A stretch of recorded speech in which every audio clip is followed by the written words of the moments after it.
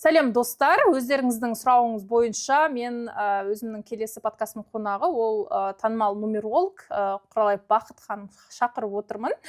Келер жылдың саны қандай, неге мән беру керек, жас жұбайлар үшін сәтті ме, жоқ па, одан қалды жаңа жылды қандай түспен қарсы алған дұрыс дегендей сұрақтарды қоямын. Құралай Бақыт, қош келдіңіз. Енді жаңа жыл алдында ол дәстүрге айналғанда міндетті түрде астрологтар немесе нумерологтардың пікірін білеміз. Келер жыл қандай жыл, санды қандай сан, жалпы сандар сөйлесін. Айта кетсеңіз, келер жылы жалпы бізді не күтіледі? Қош көрдік. Бүгін сандарды сөйлетейік. Жаңа жылдың энергиясы. Жақсы. Әр жылы біз жылдың саны деген болады, жылдың стихиясы деген болады. Сол себепті биылғы жыл бізде от стихиясы кірейін деп тұр. От аты айтып тұрғанда өте жылдамдықты, бір шапшандықты қажет ететін жыл. Жылда әр адамның әрекеті шапшан болу керек. Және де бүкіл әлемде мұндай жылдары, және бір саны кірейін деп тұр, үлкен бір өзгеріс. Бір енді үлкен бір еске, үлкен дәуірге қадам жасау жылы. Жаңғыру жыл деп айтсақ болады, трансформация жылы, көбінде жасанды интеллект, IT жағынан бүкіл әлемде үлкен бір өзгеріс болады. Яғни алдыдағы 9 жылға фундамент құйылатын жыл деп атасақ болады. Және де от стихиясы биылғы жыл мысалы баяу өтті, қыста байқайсыз уақытта баяу өтіп жатқан сияқты адамдар асықпай, ойланып шешім қабылдайтын болса, келесі жылы эмоция көп болады. Және де әр адам тез-тез әрекет етпесе, өткен жылда қалып қоятындай болады. Сол себепті жылдамдық пен әрекетті қатты қажет ететін сондай тактика жылы деп атауға болады. Келер жылдың саны бір биылғы жыл 2025-ті 9 болды. Енді 9 аяқтау жыл болатын. Көп дүниелер адамдар саралап, ал бір жаңа дәуірге есік ашады. Және де алдыда үлкен өзгерістер күтілуде. Одан бөлек жылға спорт жылы деп ат қоюға болады. Мысалы, биыл концерт өте көп болды, байқасаңыз, басқа елдерде, елімізде. Келесі жылы Қазақстанда үлкен бір спорттық алаңдарда көп шаралар болуы мүмкін. Концерттен гөрі спорт мерекелері шаралары. Және президент тарапынан Қазақстанға сондай жолдау да болып қалуы мүмкін. Балаларға жағдай, спорт жағын көбірек дамыту, және де халық сондай бір баптауға түседі. Настройка дейміз ғой. Әр адам қаңтар айынан фитнесқа жазылуы мүмкін.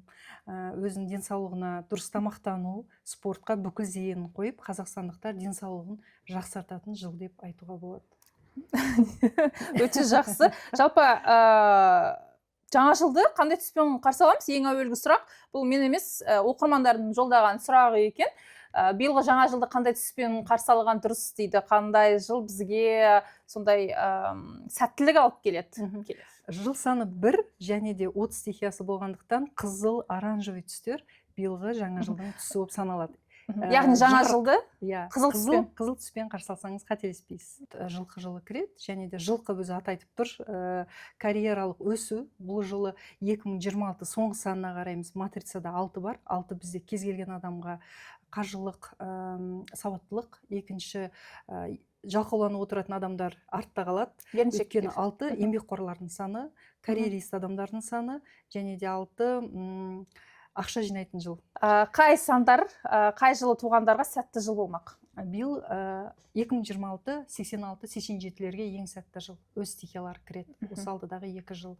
Әсіресе 86-ларға және 87-лерге жылдың екінші жартысы. Және де 76-77, 96-97. Кімнің жылы 6 мен 7-ге аяқталады, өз стихиялары кіреді. Өте үлкен маңызды рөл атқарады. Және де кімнің жылы 78-79 мысалы фундамент жылы. Өткен одан кейінгі жылдар оларға сәтті. Бұл заңдылық мен осы соңғы 10 жыл байқап келе жатырмын. Нумерологияда 9 жыл болдым. Сонда көп адамнан сұраймын ғой, осы жыл сізге сәтті болды ма? Осы жылы сізде қомақты сатып алу, бақытты жыл. Сол себепті сіздердің стихияларыңызға, мысалы, от стихиясына 2 таразы тең түсетін жыл. Жеке қарым-қатынас махаббатта адам гармонияға келіп, бір дұрыс шешім қабылдайтын, және карьерада екеуі 2 тараз теңеседі. 10 жылда бір. Ал оның алдында 2 жыл бұл адамдарға дайындық жылы болған. Яғни энергия жинайтын, білімін дамытатын, қадам жасайтын, енді оның жемісін көретін бонусный жыл деп аталады. Бойдақтарға айтарыңыз.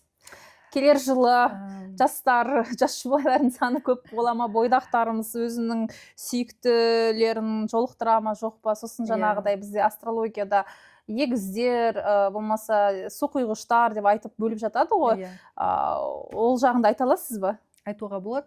Жалпы 2026 енді әр жылдың минус плюсы бар. Мысалы, от стихиясы және ат жылғы жылы кіреді деп жатырмыз. Бұл жылдары көп адамдар асығыс шешім көп қабылдайды. Өйткені уақыт солай тез өтетін болады. Сонда кейбір адамдар асығыс үйленіп кетуі мүмкін. Кейбір адамдар керісінше эмоцияға салынып, ұрыс керісті болып қалуы мүмкін. Бұл жылы тұрақсыз жыл деп айтамыз.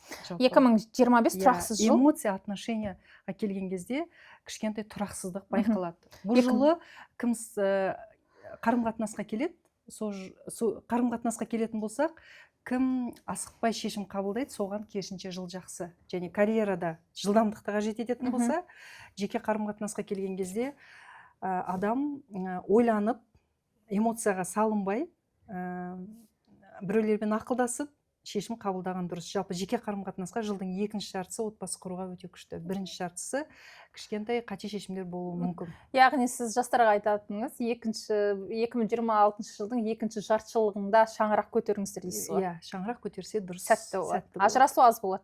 Аз болады. Көп адам әрекетінде, бизнесында ойланып, мың сараптап, аналитика жасап, сөйтіп жүретін жыл болса, келесі жылы ойлануға уақыт жоқ. Өзі жыл адамды солай дайындайды. Мысалы, жоспарлар ауысады тез, аяқ асты адам көшкісі келіп кетуі мүмкін, жұмыс ауыстырғысы келуі мүмкін, шетелге көшіп кететін адамдар саны көбеюі мүмкін. Сондай бір заманауи жаһандану жылы. Жалпы жастар жаңа жыл жұптар мен отбасы үшін қандай өзгерістер алып келуі мүмкін? Отбасылы адамдарда кейде ұрыс керіс жыл деп астрологтар айтып жатыр екен, енді стихия. Келер жылы ұрыс керіс жылы дей ма? Олар айтып жатыр енді астрологтар, ұрыс керіс жылы, карма жылы деп мысалға. Карма жылы өзі 2025-де сөйтіп айтты ғой? Иә, бірақ бізде енді нумерологияда екі саны көп, эмоцияға салынатын жыл болғанмен соңы 6 болып тұрды. 6 маған ұнайды. 6 еңбекқорлықтың белгісі. Иә, адамды кішкентай және қалай айтсам екен, гармонияға келтіретін сан. Сол себепті мен өзім ойлаймын, отбасыда және бұзылу, ажырасу саны көп болмайды деп. Бірақ үйлену тез болуы мүмкін да, адамдар кездестіре сап бірден неке құрғысы келіп, асығып, сондай жыл. Жалпы келесі жыл бизнес үшін қандай қолайлы жыл деп айта аламыз ба? Қолайлы жыл өйткені бір саны кіреді, бір енді жаңа бастама, жаңа старт үшін ең жақсы фундамент құятын жыл. Және де көп адамдарда қаржылық сауаттылық пайда болады. Енді қаржылық сауаттылық болса, олар қате шешімге барып, тәуекел етіп, кредит алып, ұтылып, сетевойға кіріп, теріс жақтары жоқ та. Жалпы келер жылы несиеден құтыла аламыз ба? Мен ойлаймын, келесі жылы үкімет тарапынан да кішкентай қысу болады ау деп, көп адамға кредит бермей, өйткені сан кірген кезде ол солай әсер етеді. Көп адамға мүмкін шектеу қойылып, бір емес, және бірнеше кредит алуға болмайды, бірақ кредит деген сияқты. Және адамдар да өзі одан алшақтайды.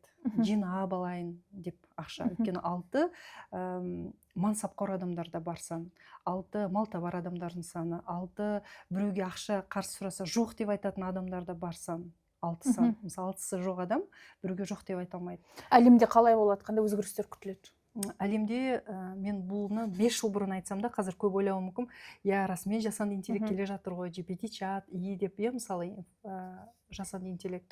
Бұл, мысалы, біз нумерологияда бір адамға мамандық таңдаған кезде, осы жылы 6-ға не болмаса от стихиясына келетін болса, сәйкес жылы IT программист жақсы мамандық деп бағыттаймыз. Яғни биыл бүкіл әлемде цифрализация жылы болады.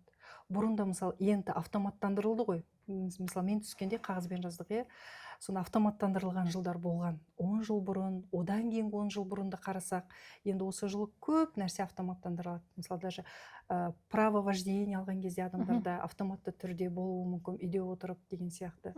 Сол себепті сол жағынан бізде үлкен скачок болады. Өзгерістер.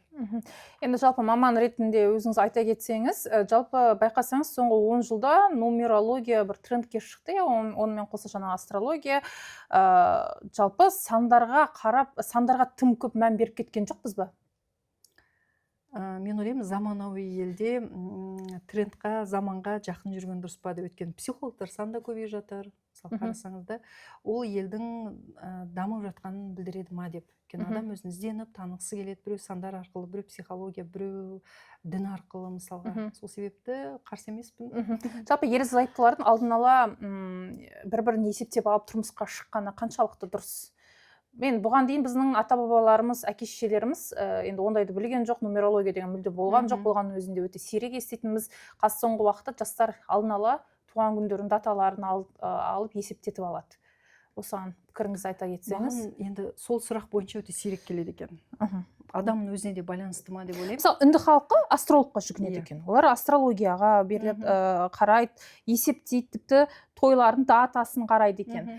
Ал қазіргі таңда жастардың арасында былай сұрап қарасам, ерлі зайыптылар, болашақ жас жұбайлар дейікші, есептетеді екен. Дұрыс сәйкестік бола ма, жоқ па, баланың жынысын жоспарлау дегенде, оның барлығы біздің дінге қарама қайшы емес пе? Иә, дұрыс айтасыз. Мен өзім енді логика төңірегінде жұмыс жасаймын, өйткені айтамын, мысалы, неке құрып қойған адамдар да келсе де енді.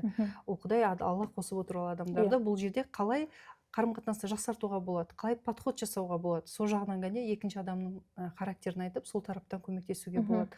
Ал жәнегідей сәйкестік деген нәрсеге тіпті фанат болудың қажеті жоқ. Өйткені сандар қасымызда жүріп көмектеседі, бірақ дегенмен адамның өзіне көп нәрсе байланысты.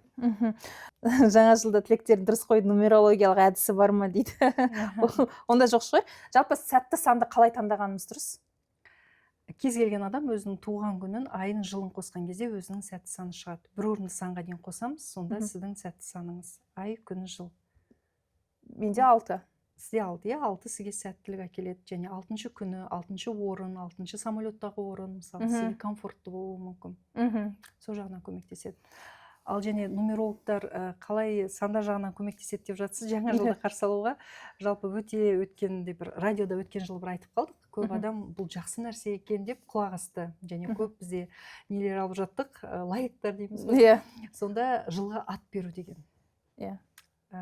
Сол өте күшті жұмыс жасайды екен. Соңғы 3 жыл байқап келе жатырмын. Егер де сіз ниеттеніп, осы жыл маған 2026 махаббат жылы, немесе бизнес жылы, немесе көшу саяхат жылы деп ат қойсаңыз, көбі жыл соңында айтады, тура менде осылай болды дейді. Сондай 99% сәйкестік менде және отзывтар бар.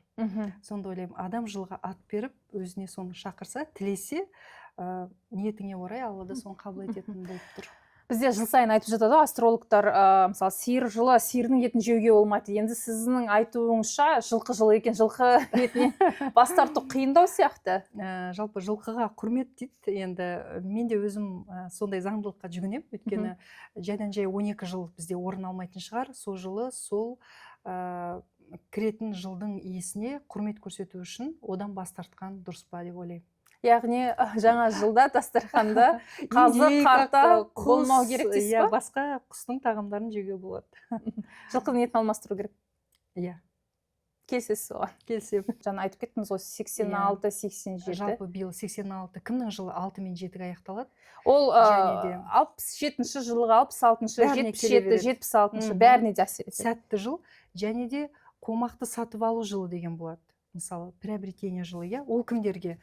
Ол кімнің жылы 2 мен 3-ке аяқталады. 82, 83, 92, 93 өткен су стихиясы кіреді. Оларға сұрасаңыздар да, сондай жылы 10 жыл бұрын оларда қомақты сатып алу болған. Бұл статистика бойынша айтып болмаса сіз жылжымайтын мүлік сатып алуыңыз мүмкін. Көлік, кез келген жер сатып алу мүмкін, участок сатып алу мүмкін. Және де көбінде орындалады осы цикл бойынша стихияларға дөп түседі.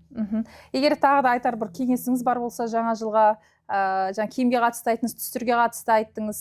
Бағыт, мысалы, қай бағыт? Биылғы жыл қозғалысты жақсы көрсе, жаңа жылды жаңа жерде қарсы алған өте дұрыс па деп ойлаймын. Мысалы, шетел болмаса да Алматы. Мен өзім Алматыға жоспарлап отырмын. Өйткені биылғы жыл оңтүстік энергия кіреді.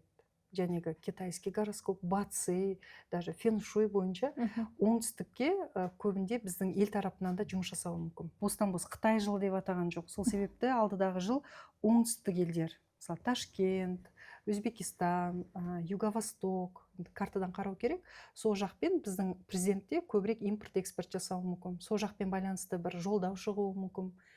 Және де біз өзіміз сол жаққа барсақ энергия жинап келеміз. Қазақстан ішінде де оңтүстік қалаларға барып, Шымкент, Алматы, күншығыс елдері, жылы жақтан энергия аламыз. Және жаңа жыл сол жақта қарсы алсақ, жақсы бір қозғалыс және жылдың бір жаңа бір энергиясының кіруіне потогын ашады дейміз ғой. Күшті айттыңыз ғой, потогын ашады.